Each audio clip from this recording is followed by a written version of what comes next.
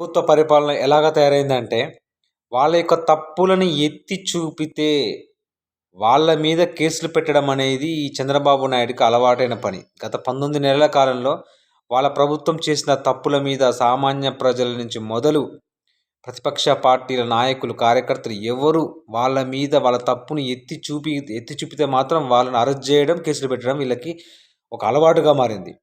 తాజాగా సింహాచలం ప్రసాదంలో వాళ్ళకొక నత్త అవశేషం కనిపించడం వల్ల, భక్తులు దాన్ని ఫేస్‌బుక్‌లో పోస్ట్ చేయడం వల్ల, దానికి కూడా వాళ్ళ తప్పుని ఎత్తి చూపినందుకు, వాళ్ళు సోషల్ మీడియాలో పోస్ట్ చేసినందుకు, వాళ్ళ గవర్నమెంట్ యొక్క తప్పుని ఎత్తి చూపినందుకు వాళ్ళ మీద కేసు ఫైల్ చేసిర్రు.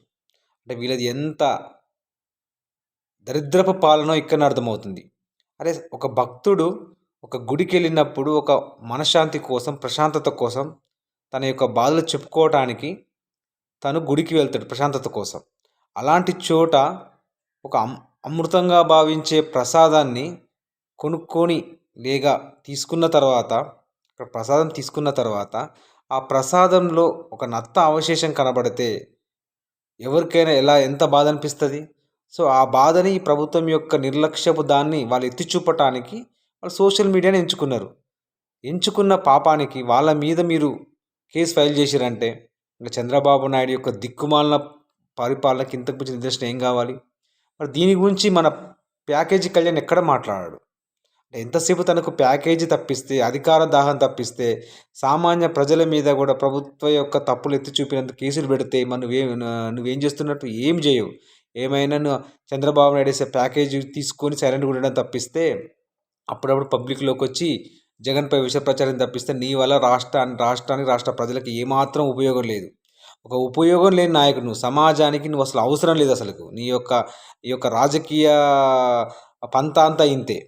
చంద్రబాబు నాయుడు అడుగులకు మడుగులుతడం తప్పిస్తే నువ్వు చేసేది ఏమీ లేదు.